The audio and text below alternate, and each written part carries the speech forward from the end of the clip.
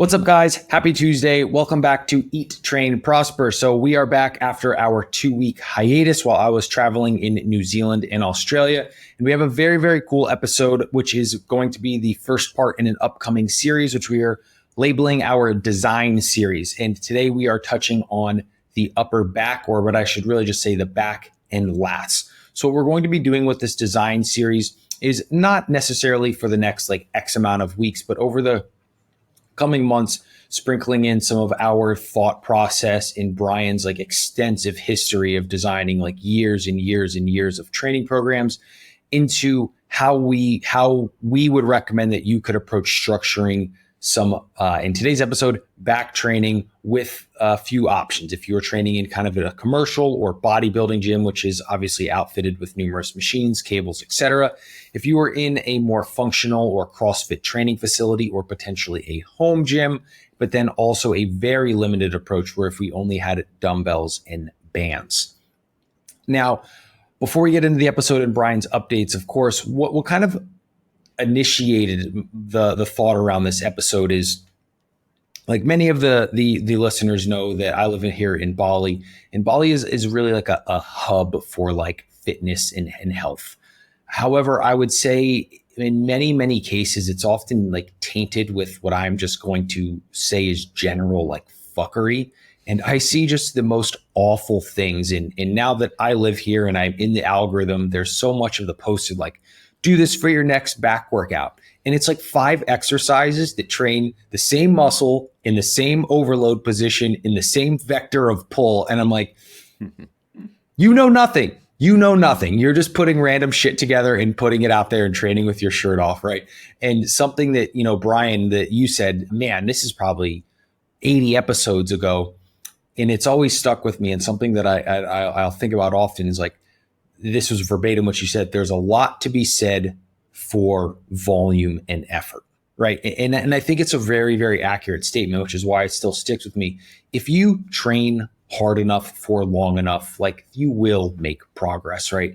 And obviously there's genetic, individualizations and things like that. But I feel much more drawn to speaking out about just doing a better job with a lot of things. And I feel with your brain, you have such a vast breadth of knowledge on this that we can really help people more. So that's what we're going to be doing. And then when you see these ridiculous posts on Instagram and stuff, you will know, you'll be better educated as to why. So before we get into the X's and O's of today's episode, as always, Bryan, can you kick us off with some updates, please?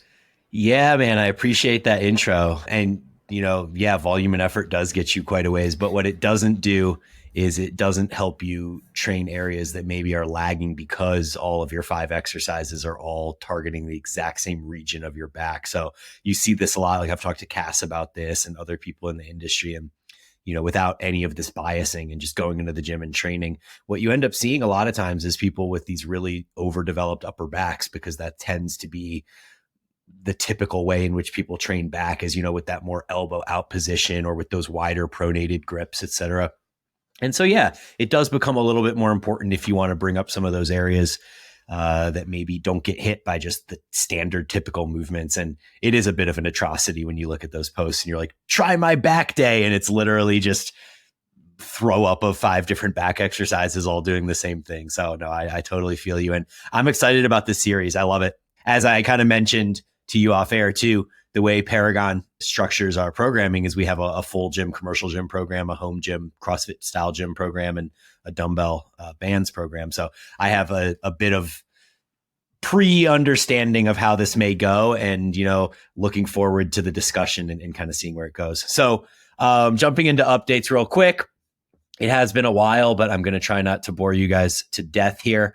One note that I think is probably pretty interesting to some of you guys is that my body weight is up 16 pounds in 9 weeks. So it was September 29th that I hit my all-time low, I guess, in the last decade. It was 180 pounds flat on the scale.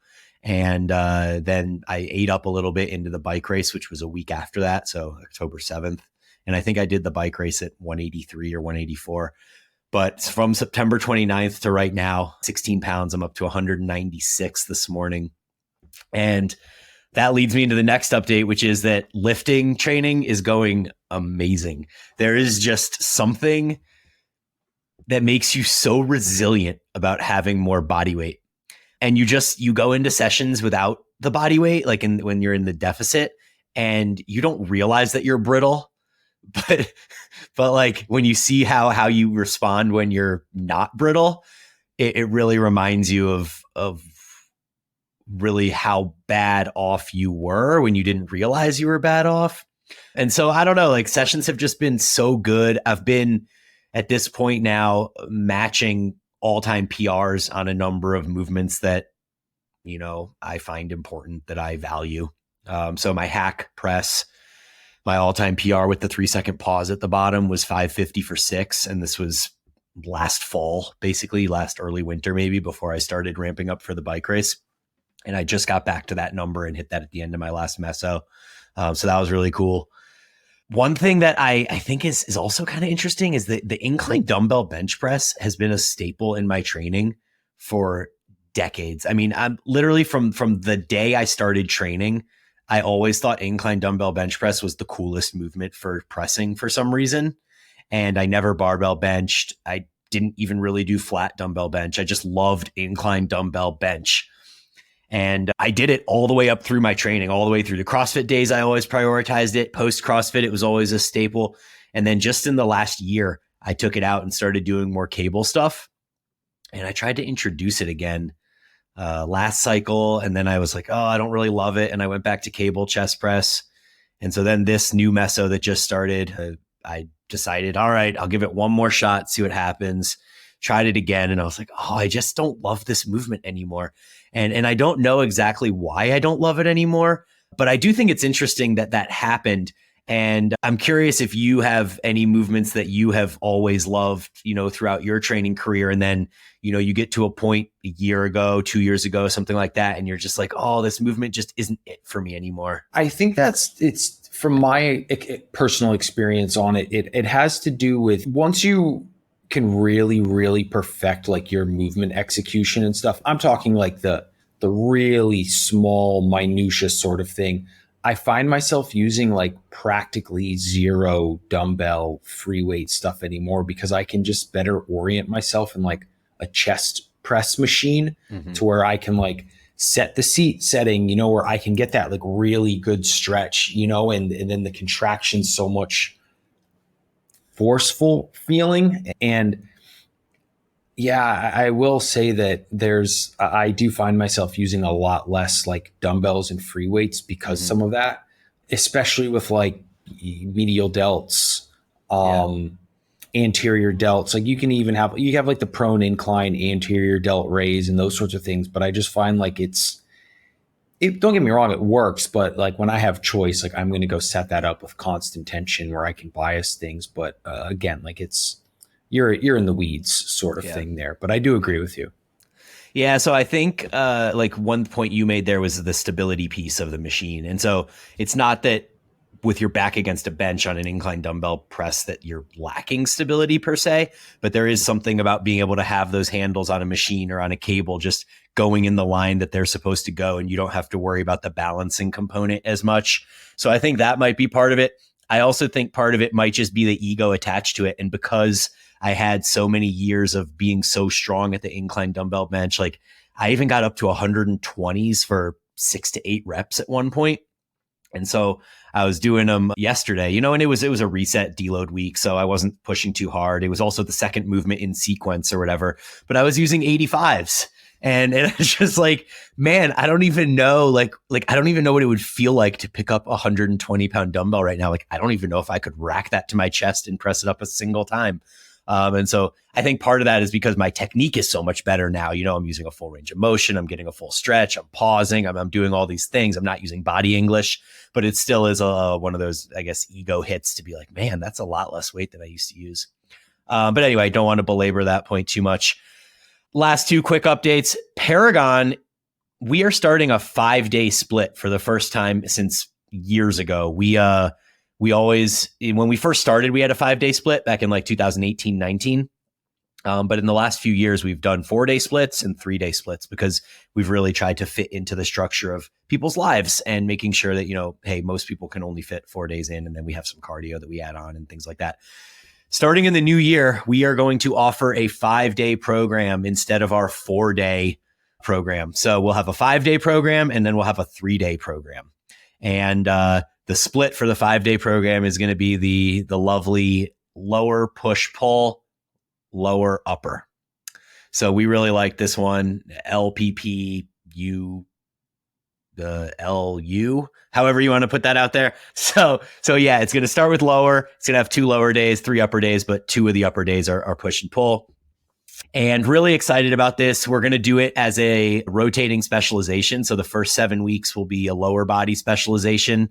Then the next 6 weeks will be a push specialization. And then the final 7 weeks will be a pull specialization. So I think it's a 20-week cycle overall. Something new and different, 5 days of training. I'm really excited about it. So hopefully everyone else is too. And we'll have more details coming out on that as the time nears. The launch for that official cycle starts January 8th. We're going to have a transition week that takes us January 1st to January 8th. So you could jump in at any point in early January. And then the last update is that my rowing workouts are going really, really well. Dr. Mike T. Nelson, who I really want to get on the podcast here soon to talk about all things fitness, cardio, hypertrophy. He's been coaching me on this stuff, and I am nearing the end of my very first mesocycle of rowing. Essentially, we've progressed effort and duration, volume over the last 5 weeks, 6 weeks. And I will have my 2K row test to kind of assess how the first 6 weeks went next week. And I'm anxious and nervous about that because there is nothing more painful than 7 to 7.5 minutes of all out effort. But with everything that has been improving with my rowing, I think the biggest thing has been efficiency, technical efficiency. And so I always in the past, I think you can probably relate to this, always used to row with the damper on a 10 with like this really slow stroke rate where it'd be like one big ass powerful stroke as hard as I could. And then it would be like, and then like slowly go back and do another big ass stroke. And so it was basically like we were rowing for hypertrophy. I mean, anaerobically, I don't even know how to describe it, but basically using power over aerobic endurance. It was like my aerobic endurance was so poor that I was compensating for that by using more power. And so that's been one thing Mike and I have been working on a lot in the rowing is increasing my stroke rate and using a lower damper. And I never thought I'd be able to be a guy that rowed on a 5 damper because I felt like I couldn't create enough torque on the handle when I would pull. And over the course of the weeks, it's just somehow it's happened. And now I row on a damper 5 and it's been super productive and it feels more like cardio and less like maximal effort on every pull. So that's been really cool. I've become a much better rower and I guess nervous and excited to kind of see where that goes. Yeah. From what I remember, which is still very, very burned in my brain, is if the damper was lower, I couldn't keep up the rate because my heart was too high. So if I could put the damper at 10 and just take like one big pull and then like 3 seconds until I pulled again, I could keep my heart rate low enough while keeping my pace exactly the same. Exactly. Yeah. Yeah. But yeah, apparently that's not how the pros do it. Yeah. No shit. All right. So some quick updates for me. First, especially as by the time this comes out, we'll be kind of halfway through. I have coaching roster availability right now for both male and female heading into the new year. I will, however, reach a cap as we get into the new year. So reach out early. What I have been doing for people who I have a couple people who don't want to get started until the new year for various reasons, which is perfectly fine. You can place a little bit of a deposit to hold a coaching roster spot and then pick when you would like to start. So if that sounds like something that you would like to do, again, please reach out early, be in communication with me so I can help you plan for having a roster spot there. Moving on, I am in now what is likely going to be my final month of dieting here in December. I'm sitting in the 194 to 195 range. So we have this scenario where Bryan is larger than me right now. It's cracking me up because you were like 215 when I was 180. Yeah. It's like such a disparity. Yeah. And I have reached the point now where, I mean, I've been dieting for quite a while. July 15th is when I started, right? It's December 5th. It's now starting to like impact me. I've found I am insanely irritable.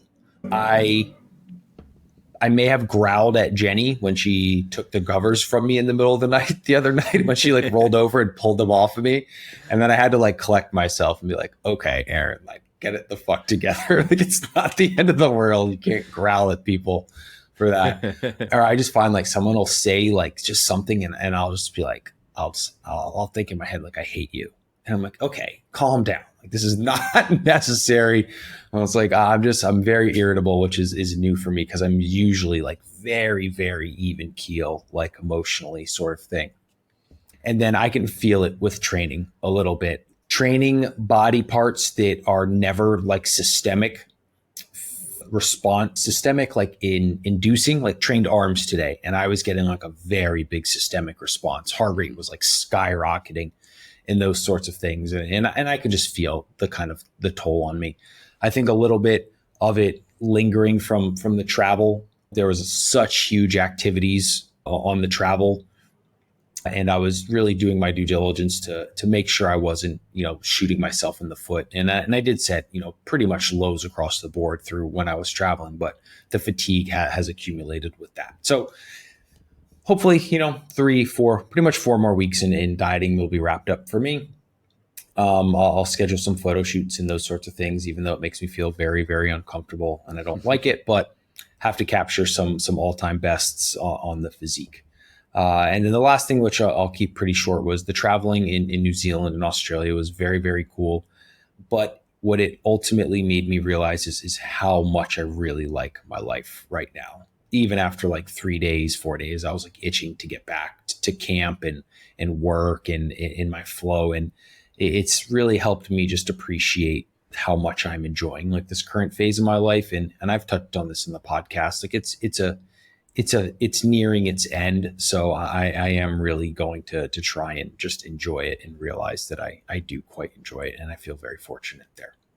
That's great perspective, man. Very cool. I think that traveling always makes me feel that way too. Like it kind of, it draws you back and reminds you how much you love your life at home. And then it also allows you to really appreciate everything else that you get to experience as a result of the things that you've done at home that have created these opportunities for you to then kind of go explore further. So it's this big kind of circle of life thing that is really cool. And I relate.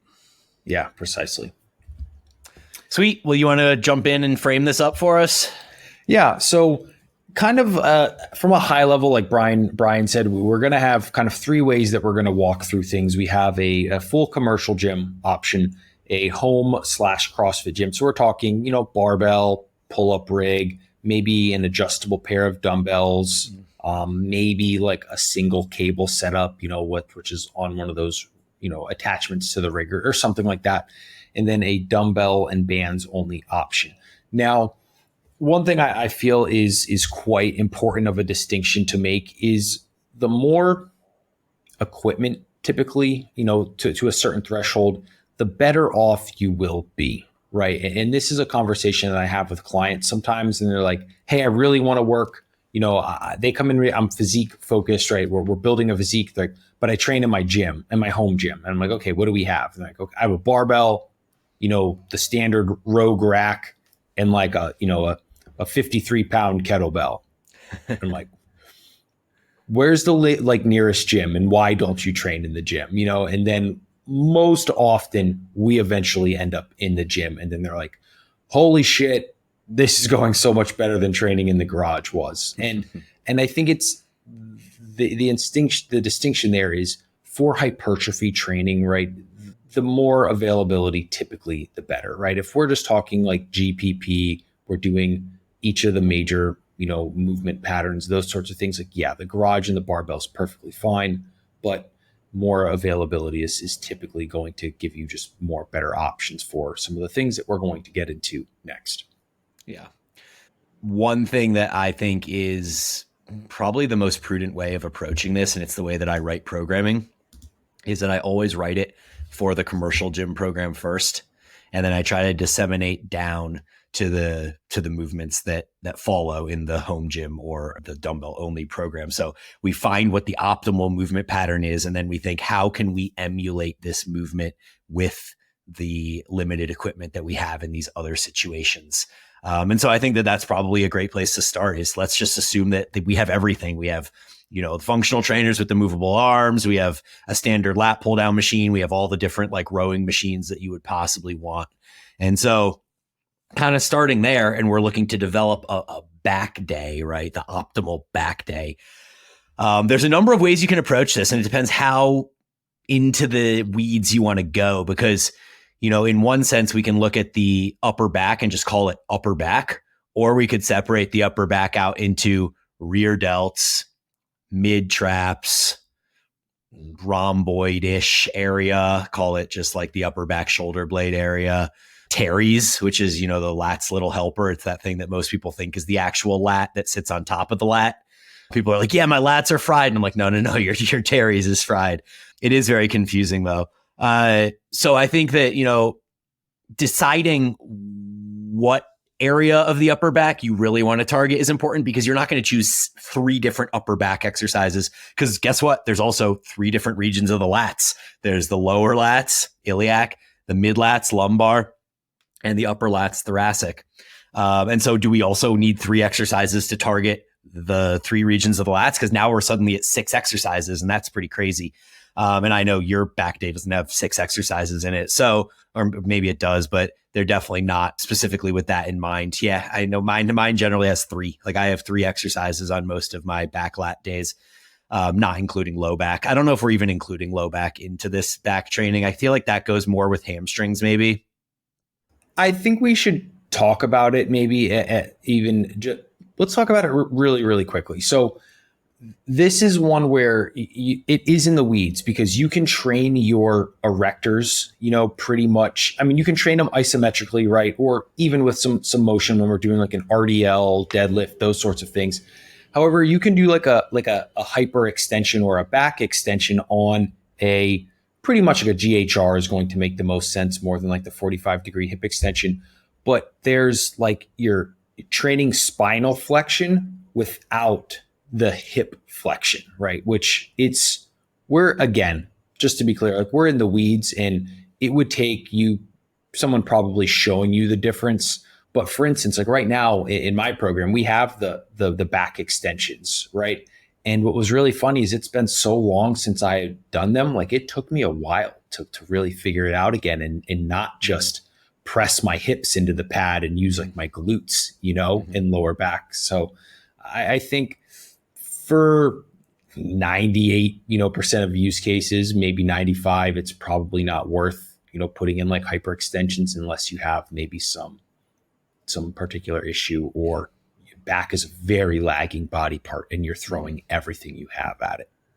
Yeah. Just to clarify a little bit on what you said. So if you're just lowering and raising your torso, whether that's on an RDL or a hip extension, but you're keeping your back in mostly the same position, like call it like a neutral spine as you would in an RDL, you're actually only training the low back isometrically. So if we want to train the function of the erectors, it is the antagonist to the rectus abdominis, or the abs in the front. And so when you're training the abs in the front, what you want to essentially do is flex your spine. So you're essentially rounding your spine over, and then you're extending your spine. So you're stretching the abs. It's literally the reverse for the back. So you have to be taking your spine through that same range of motion, where you're taking it into flexion and rounding your spine over, and then uncoiling it and kind of extending at the spine. And so by flexing and extending, going into thoracic extension, essentially, then you are actually training the erectors versus just using them as an isometric piece to keep your torso in line. So just one thing to kind of think about there. It's kind of like the cat cow that people would do as a warm up, but you're doing it under load. And that would be how you would effectively train the low back musculature. Yeah. Brilliant explanation there. Cool. Yeah. So I guess in designing a program, one of the things that I always think about is that you don't generally have just one back day. I mean, you may just be on a push pull leg split that doesn't have a second iteration of push pull legs, in which case you're doing the same 3 movements or 4 movements or whatever it is every single time you train. But I often won't design programs like that. And instead, I'll generally have 2 back days where one would be a little more upper back focused with a little bit of lat work. And then one would be a little more lat focused with a little bit of upper back work. Do you tend to do the same, or how does your back training look? It depends. So if it's something that we're only having like once per week, I will say honestly that I typically will program more lat and less upper back. And my assumption there is many people don't train their lats like overly well. So they are typically, more upper back developed relative to the lat. So I want to help bring that up. So I will obviously distribute volume a little bit there. But in some programs, if we are training the back twice per week, I will have like an upper back focus day and then more of like a lat focus day. And then depending on what we're doing with rear delts, that might vary on which one it gets placed on or not. Yeah, it's all like the back is huge. So there's so many things that you need to consider. So you mentioned rear delts, they're separate from upper back. And like, that's absolutely something that you can do. Like you could say, this is my rear delt focused row or my rear delt focused, sweeping motion or whatever it is. For most people, I tend to group upper back and rear delts into the same category. But just to provide like a little bit of distinction there, like rowing movements and pull down movements that are pronated or 45-degree rotational handle are all kind of going to work both of those areas. So if you want to really, really bias one area or the other, you're probably going to look at it in this way. For upper back focused work, where we want to do a little less rear delt and try and get a little bit more of, call it the upper back region of mid traps and rhomboids and stuff like that. You're going to want to generally have a pronated grip and let your elbows travel just a little bit higher. But as you've pointed out a number of times, that position doesn't feel great for you. And I don't think it really feels great for a ton of people to be in a completely T position where, your humerus, your tricep bicep is essentially parallel to the ground, so to speak. That position just doesn't often work well with people's delt anatomy as far as like crunching things together and things that don't feel great. But what we do generally want for that upper back is we want to get to retract in the mid upper back. So a cue that I used to always use back in the day was, as you get to the contraction point, to think about pinching a pencil or something between your shoulder blades. And so by going into that extreme retraction and pinching back there at the end, you are going to bias slightly more to the upper back. Whereas if you were looking to target more of the rear delt, you want to keep more of a 45-degree angle in the hand. So using a strictly pronated machine might not be best. We want more of like a rotational handle, or some machines these days are even set up with 45-degree handles, which is great. And then what you'll notice is that your elbow comes in a little bit lower. So it's not in that T position like it would be for the upper back, but it's also not in tight to your side as we would be for lats, which we'll discuss further. And then the thing with rear delts is you don't have to go all the way back into full retraction, but if you want to find what the best path is for the rear delt, you'll generally find that the point where your arm can retract as far as possible back behind you, like say you're trying to touch your elbows behind your back, that's generally going to be the right line of pull for your rear delts. Whereas if you put your arms out in a direct T position and try to do that, you'll realize you can't get nearly as far back as you could if you drop your elbow down. You can get a lot more retraction back there. So if you think of it like that, like, hey, upper back, we do want to retract, but we're going to retract understanding that it's not the furthest retracted we could get. Rear delt, you can retract or not retract. It doesn't really matter, but you could retract all the way if you were in that position. Does that make sense? Do you have any kind of clarification there?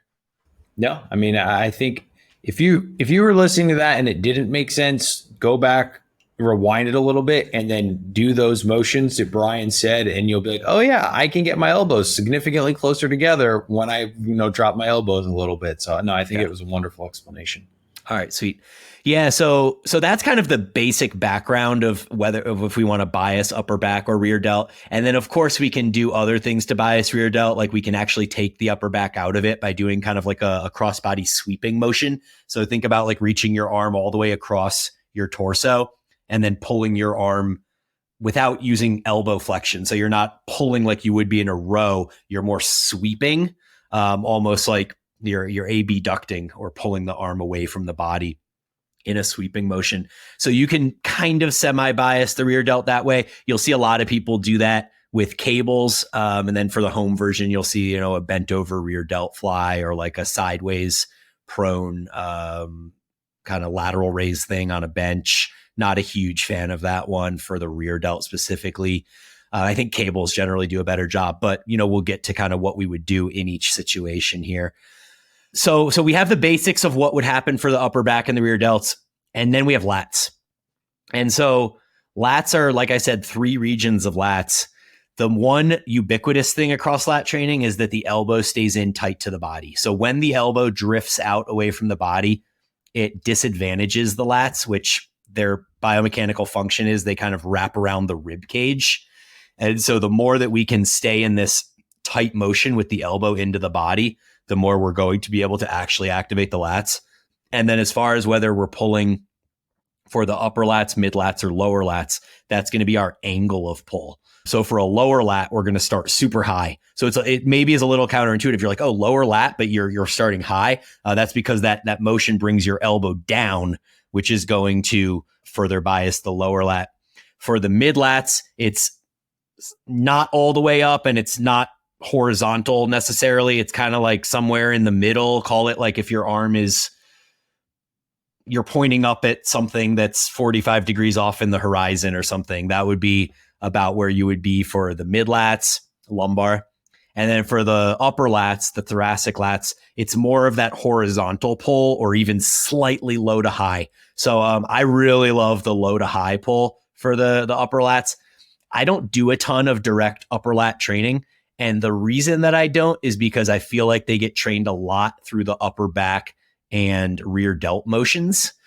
Because when you like naturally, as you train the upper lats, you're going to notice that your arm can't stay as tight into your body as it can when you're training a lower lat and you're pulling more vertically.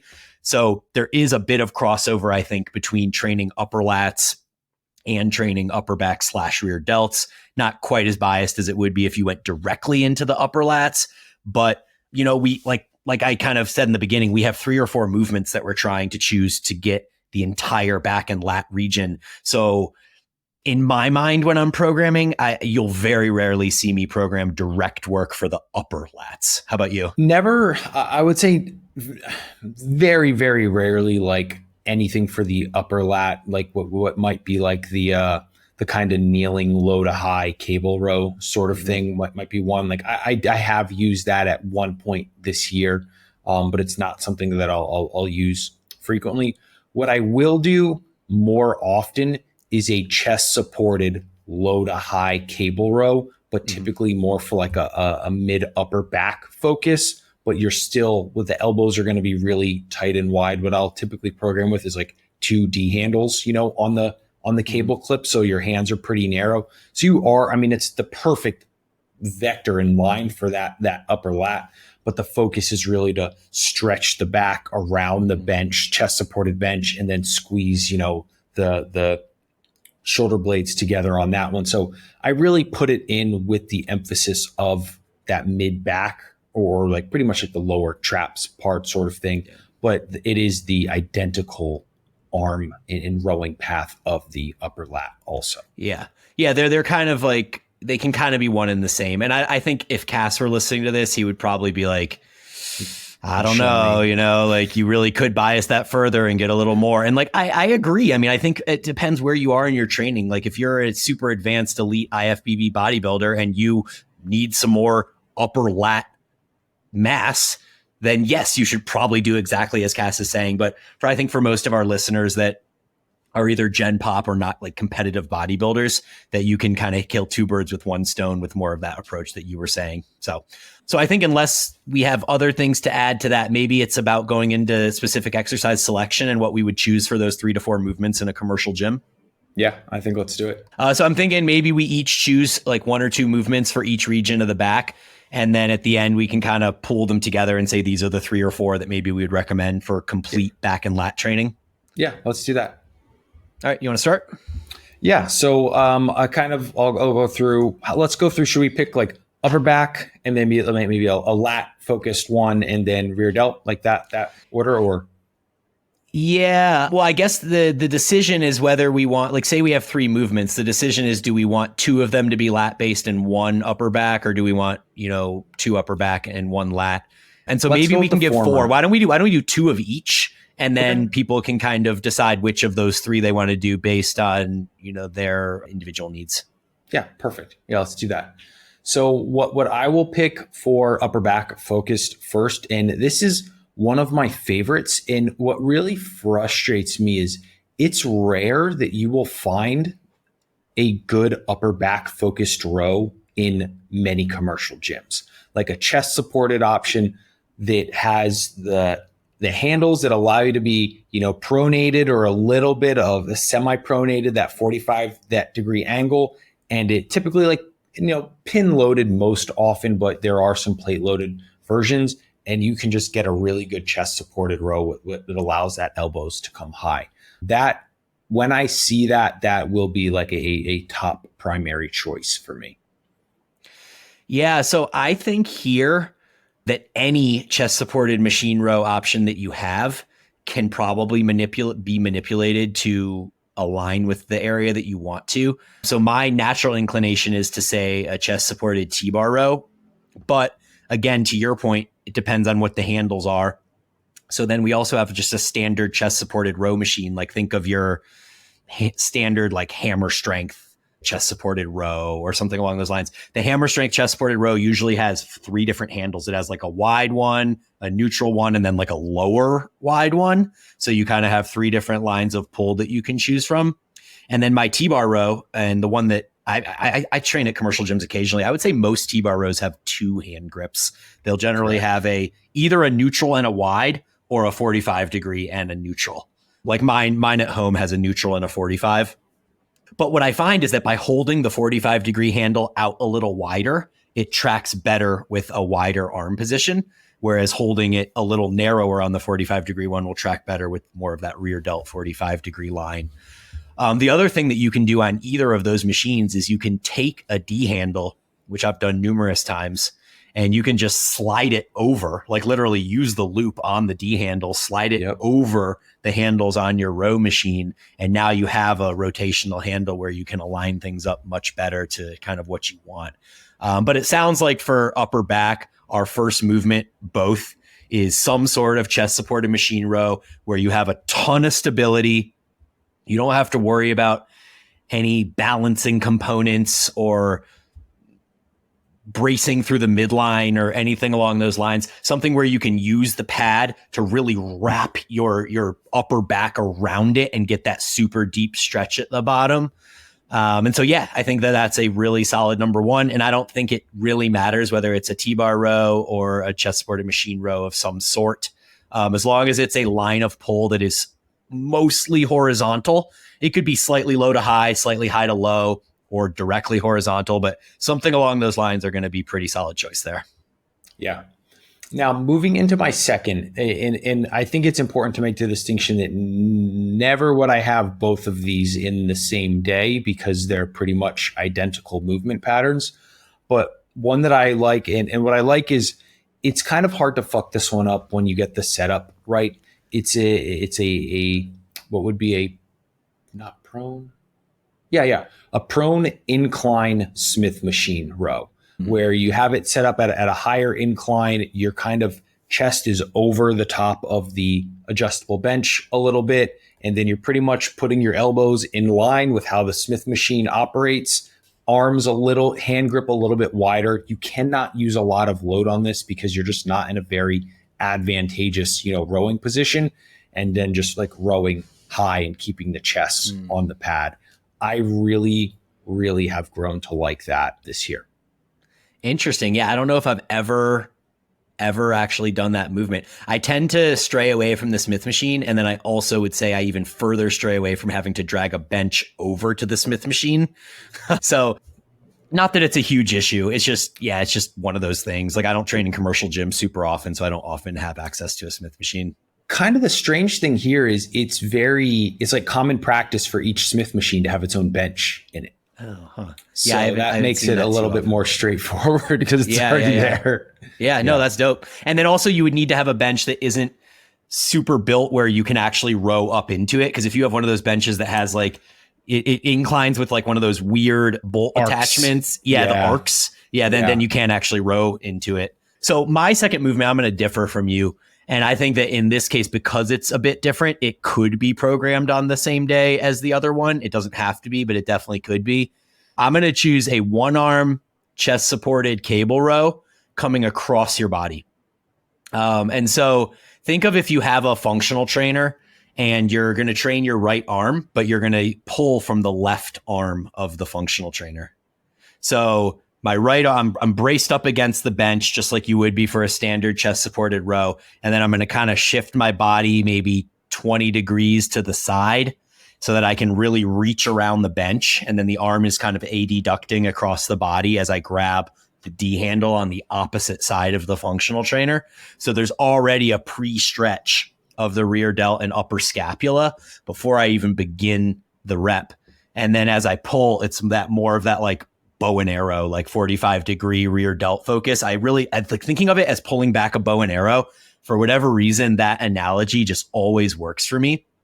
And so I'll like extend and stretch and then just think of pulling the bow and arrow back and then stretch across the body, pull the bow and arrow back. And so I love that movement. I don't love that it's unilateral because as I've gotten trying to be more efficient with my training, I feel like unilateral training, it takes double the amount of time, double the amount of effort. You have to fail double the amount of times. It's exhausting.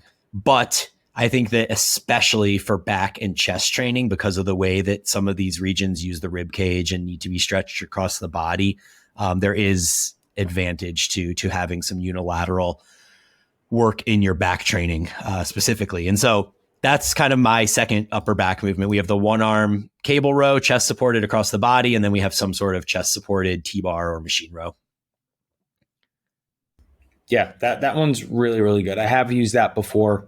The bow and arrow cue or explanation is wonderful because it very vividly paints that picture. Yep. So then we have lats, maybe two movements for lats, regardless of kind of what region you want to target here. What do you got for your first one? Yeah. So my first and favorite one, honestly, is going to be a seated low cable row, which would be more of the lumbar lat there. And what I really like is an attachment that's going to get you about shoulder width grip. Mm-hmm. And how I like to do it is, leaned forward a little bit and then almost like a bit of like a hollow body position. Yeah. Like I'm kind of crunched down in my abs to round my back a little bit. And then I have a neutral grip and I'm just rowing those elbows like in towards like my hip crease.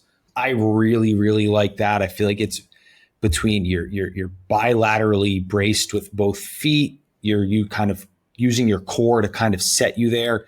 And I feel like when you're braced forward a little bit, you're in a very advantageous position to just feel your lats working. I really like that one. And you can load it up pretty well too and feel strong in it. So is this the line of pull is mostly horizontal? Mostly horizontal. Okay. Yeah. So we're looking like upper mid lats for the most part on this one. Yeah, I love that. And I love the cues that you mentioned about leaning forward and slight flexion in your back. Because one thing that we know about the lats is that when we go into thoracic extension, where we're kind of arching and lifting the chest up, it does kind of disadvantage the lats a little bit. And so one thing you'll see a lot in people that know what they're talking about regarding lat training is that they don't often let the elbows pass the midline. And that's not to say that you're training less lats by letting your elbows pass the midline, but you are not training the lats at the point where the elbows do pass the midline. So if you want to spend more quality time in the period of maximal tension for the lats, then by stopping your range of motion where the elbows are in line with the midline, that's going to be the contracted point for the lat.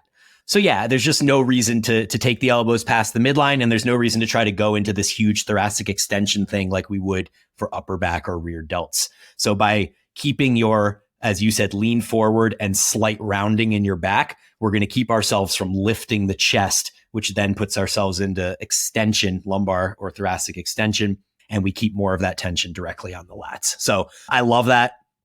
I would say I can't get away from using chest supports. So the movement you just mentioned is more of a standard one with your, feet on the cable row platform or whatever. And that's fine. Like there's plenty of stability there. I just love not having any doubt about my torso. Like if I'm grinding for a final rep and I don't have a chest support, it's possible that I kind of do one of those kind of lean back things or move my torso position slightly or whatever, even unintentionally. And so my move is going to be similar to yours in the sense that it is a mostly horizontal line of pull. It is using a cable with a neutral grip hand width that is about shoulder width. I think that lines up really, really well with the lats when you're not trying to go for a stretch, which I'll get to on my next lat movement. And so I will do that with a chest support. And then it complicates things slightly because I have access to the prime long bar, which is this bar that it's a spreader bar basically. So you can attach your D handles at any width that you want. And so I'm able to set that up in my home gym really well with that bar perfectly with neutral grip and the exact line of pull that I want with the chest support.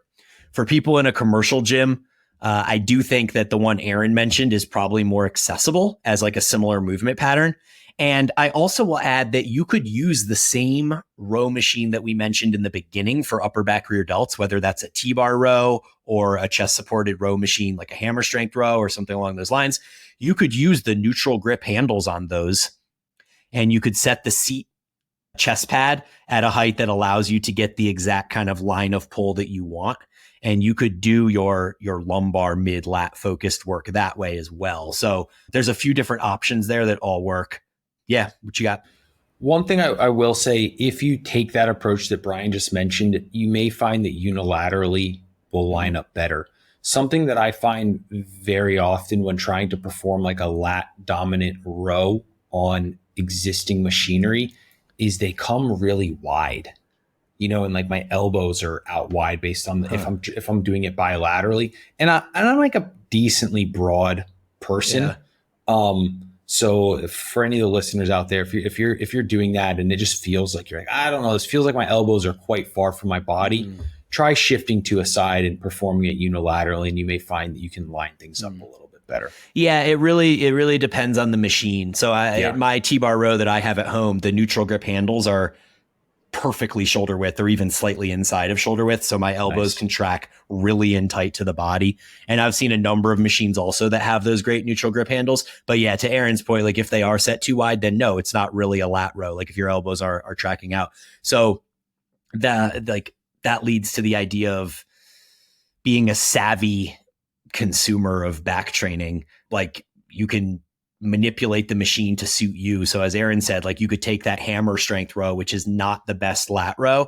And by doing kind of the cast thing where you step back a little bit or kneel down and use, the chest pad as an arm brace, now suddenly you're able to line that up much better with the lats. So it's being savvy and being able to manipulate the machines that you have available to create the stimulus that you want. But I think both of us are settled on a movement that is a neutral grip, shoulder width, some kind of row where we're maintaining kind of a suck down midline and not letting the elbows pass the midline as we pull. And so there's a number of components there. But I think that we're agreed at least on, what we would want to do there as far as these numerous options that we have. Yeah. And then my second, man, I've deviated a lot from this in the second half of this year, but I think my second choice would still be not a chest supported, but I'd have an adjustable bench supported unilateral, like iliac lat row. So not quite vertical. The kind of cue that I will use is like if you set your gaze directly in front of you and then you set your gaze like up at the corner of the room you're in, assuming you're not in like a 30-foot warehouse gym or something like that, kind of like the corner of the ceiling, like that's the arm path I want. Mm-hmm. So not like insanely vertical to where it feels like your shoulder is like rotating, but like you can lift your arm up to where you're not getting any like change in the position of your scap or anything. And then like, again, rowing down towards that like hip crease.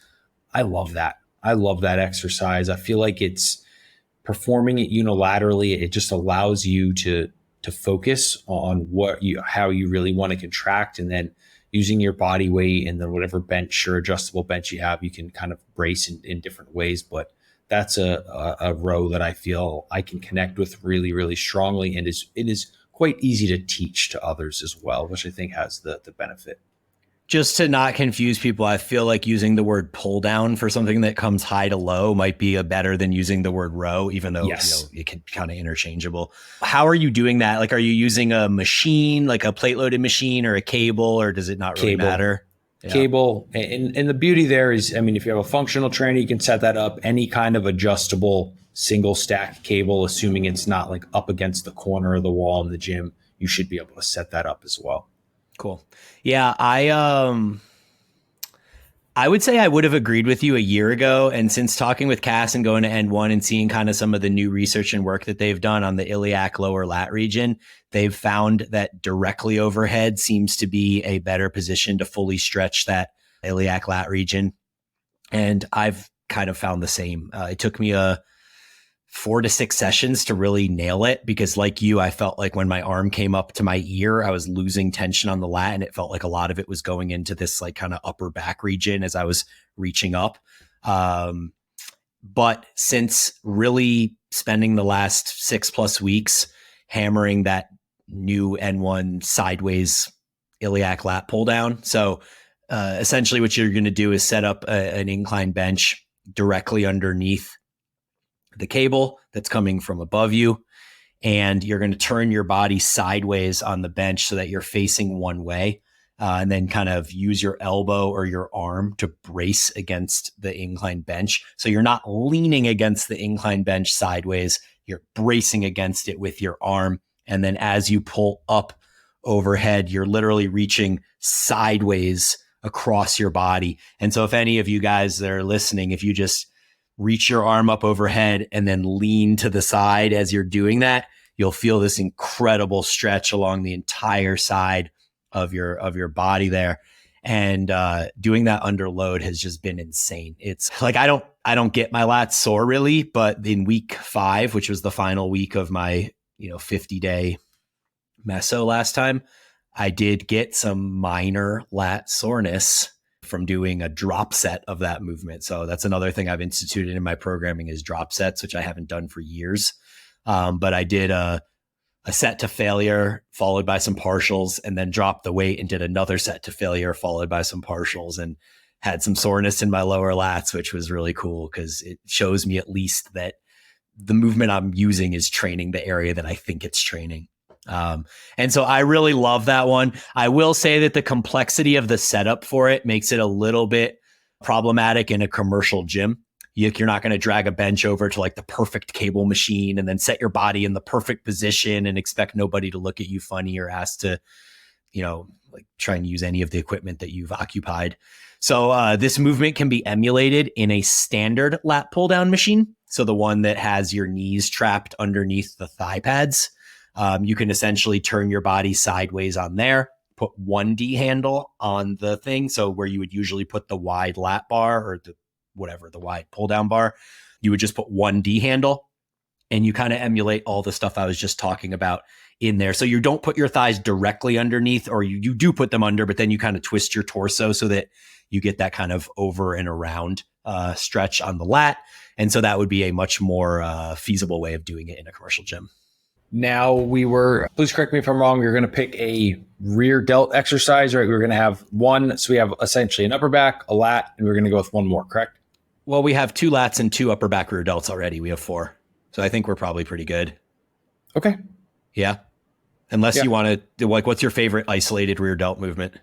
So I can't say I have a favorite like isolated rear delt. I'll do, the like the pec, the reverse pec deck sometimes, those sorts of things. Even the cable setup, I don't love it. My personal favorite rear delt exercise is just going to be like a dumbbell row, actually. The times that I really do like it, that just kind of biases the rear delt position because I'm super hunched over and putting my rear delts directly in line of the gravitational pull. Yeah. I don't love any isolated rear delt movements. I had the rear delt sweep on the cable in my program last meso, and I did it like 2 or 3 times, and I just don't love it. I really find that the best rear delt work for me comes from rows with elbow flexion. So basically a standard row with your elbows, slightly outside of your torso. I just get a lot more out of those. You're so limited in load when you do the isolated sweeping thing. I just feel like I can get a lot more in there, a lot more tension driven to the rear delt when I have elbow flexion, or i.e. bending of the arm as well. So that's my thought on that. Yeah. And I'll kind of just really quick piggyback onto that so we can move on. I do agree with what Bryan just said. And I do find I get the best rear delt stimulus when I use a bit of like a shotgun approach to the overall surrounding areas of the rear delt. And that might be, like a bent over lateral dumbbell raise, or like technically like a rear delt raise sort of thing, but not trying to like pinpoint it, but just, hey, I know if I move my, elbow in this arm path and put a good amount of work into it, I will get a stimulus there. Yep. Well, we have like 10 minutes left and we got to get to home gym and dumbbell. So I feel like we can get through this relatively quickly, because more or less what we want to do is emulate the movement patterns that we created from the full gym one. So our first movement on the full gym was the chest supported 45 degree or pronated machine row of some sort. And so I really think the way that I always emulate this in programming for home gym is to do a chest supported dumbbell row. And then you can, manipulate your elbow position to whichever position you're trying to train, whether it's out a little wider for upper back or a little more in with that 45 degree angle for mid or rear delt and mid back. A dumbbell row with your chest draped over is great. For my women that sometimes complain about having to do a chest supported row, we will often use a head supported row. So you would take an incline bench and you would just kind of drop your head down on the back of the bench. And while that doesn't support your torso, it does keep you from using your torso for momentum. And you can still manipulate your hand position however you want there. So any thoughts on that first one? No, that's exactly where my head was at with those two things specifically. So we can move on. All right, cool. And then our second movement was, we had different ones. I had the one arm across the body cable row, and you had the Smith machine. The Smith machine one. Mm-hmm. Yeah. So to emulate the Smith machine one, you would essentially do it with a barbell. That would be the exact same as the Smith machine. You would set up a chest support, you would use a barbell. So it would be very similar to the dumbbell row that we just said, except it would be with a barbell. So it would manipulate your hand position into a pronated position. So in that case, you would probably want to perform the dumbbell row with your 45 degree hand position, and you do the barbell row with the pronated hand position because you don't have another choice. Regarding emulating the one I chose, I think it's a one arm dumbbell row. And you can do it chest supported. You can do it with your knee on the bench. You can kind of do it like a croc row, as they say, where your hand is supported on something and you're bent over. What you're not going to be able to do is get that super deep stretch across the body, just because a dumbbell goes against gravity. So it's straight up and down. So you can't stretch across the body, but that doesn't mean that you still can't stretch at arm's length and get a nice rear delt stretch in there. So those would be the kind of home options there. Anything to add to that one? Nope. Cool. Moving on to the third movement that we chose. This was Aaron with the lumbar focused cable row, where you're kind of lean forward a little bit and the elbows come into the midline. Mine was similar, but it was with a chest support and a cable as well. Same movement pattern though, with the elbow positioning and all of that stuff. And so, man, in this case, it does get a little more complicated just because we've already done 2 different versions of dumbbell row. And so my inclination when I start looking at the more lat specific stuff, like, yes, you can use dumbbells. You could do a chest supported dumbbell row, just like we did with the 45-degree hand position. And you could move your hands to neutral and you could pull only to your midline. And it would be a different stimulus than what you did in the first dumbbell row. But I tend to lean on bands in this case for people that don't have access to cables, because we've already got one barbell row. Basically, we've already got a dumbbell row. And so my inclination is to line up exactly as Aaron described. So you're going to tie a band to something that is around, horizontal to where you're going to be. And you can grab one hand in each of the loops of the band after you kind of loop it around. And if you can get the right distance from the attachment point, then you can actually train the lats in the short position pretty well. The problem with the band is you're never going to get a good stretch because the band is going to lose tension as you get to the stretch position. But I'll always set up far enough away from the anchor point that I do have at least some tension at the stretch position. And then, yes, it does get really hard as your elbows get into your midline. But I don't have a huge problem, and I'll coach people to just short the range of motion at the contracted position for the band. So we're just going to pull that band, down, kind of driving the elbow down like Aaron mentioned. And it's okay if the elbow doesn't even get all the way to the torso, because the lats are going to be more in their active range anyways. So it depends, man. Like, a band is a great one. Doing a dumbbell row neutral grip, chest supported, is also going to be great. It's just a matter of whether you think it's too monotonous to do multiple versions of a dumbbell row in the same workout. What do you think? One thing I will add there is if in your home gym, the functional fitness facility, you have D handles, or there has been this tool floating around where it's like a little hook thing that can basically give you a neutral grip option of what would typically be either pronated or supinated. They're like these little hooks that can hook onto the barbell. I would use like an inverted row there. So you can that's set actually them a good up, idea too. Narrow, but an inverted row essentially would it would be tough to load it. Yeah, it would be body weight effectively. I mean, you could have someone put a plate on your chest or something along those lines, but it does make it hard. I mean, I could do 20 of those, so it's a bit different there. Yeah. And then moving on to the fourth movement, which for both of us was that more mid-lower lat region focus. For my home gym people, the number one stunner I go to here is some sort of vertical neutral grip pull-up.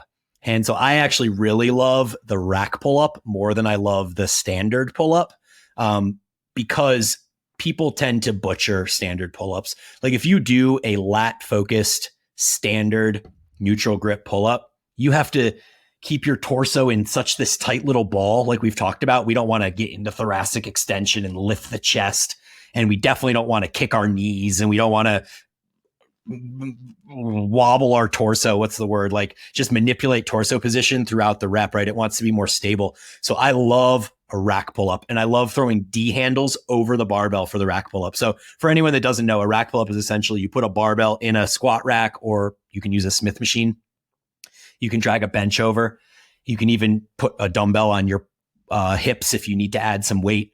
Slide some D handles over the barbell, and boom, you have a neutral grip pull-up. And then because of the way that movement is set up, where your feet are slightly in front of you, it allows you to stay more in that kind of hunched over crunched position and really focus on just driving the elbows down toward the hips. So that's definitely my go-to for home gym training for lower lats. What do you think? That is exactly what I was going to say. Some form of the neutral grip pull-up or the neutral grip kind of rack chin is a long-time old school favorite of mine. Yeah. And we'll occasionally use banded pull downs for that as well, where you can anchor the band up high, and you can do them either one arm, or you can kind of do it like we did with the row that I mentioned earlier and do it two arms. But yeah, I think the rack pull-up is definitely a better suitable option there. Yeah. So then we move on to the dumbbell and banded program, and we try to emulate the four movements that we had. The first one is the same. It's a dumbbell row, chest supported or head supported, depending on how you want to do it. The second one, you had the barbell row or Smith machine row for the two different programs, and I had the kind of crossbody row. So again, we're kind of stuck in the same position where now, we don't have a barbell. So you kind of just have to use dumbbells. When you're left with dumbbells and bands, that's what you have. Like, do you want to use a band or do you want to use a dumbbell? Because that's all you got. So I think for that second one, I would probably opt for a one-arm dumbbell row, kneeling on the bench, croc row, chest supported, whatever. It doesn't really matter. A one-arm dumbbell row, you can manipulate your arm path to train the area of the back that you want to train. Moving on to the third movement where we had that hunched over cable row for you. I said that you could do it with a band or we could do it with dumbbells. It literally applies the same to the dumbbell program. Pick your poison, whether you want to do the banded version or not. And then the final movement, they don't have in theory, these people working out at home that have dumbbells and bands, they don't have a barbell to do rack pull-ups with. And so this is always the hardest one for me because I think the best movement, the one that's going to produce the most results for people, is to do a towel pull-up. And so this is essentially an idea where you would open a door in your house and you would take a big bath towel and you would loop it over the door. So there's, essentially a neutral grip here. And most people do these with their feet still on the ground. So, you're reaching overhead, you're stretching your lats, your feet are on the ground, and then you use your feet as little as possible as you pull yourself up and essentially do an assisted pull-up, so to speak. For people that are really strong, you can do that without your feet on the ground, and you can just loop a towel over the door and do pull-ups. Unless you're a really massive dude, most doors are not going to rip off the hinge doing that.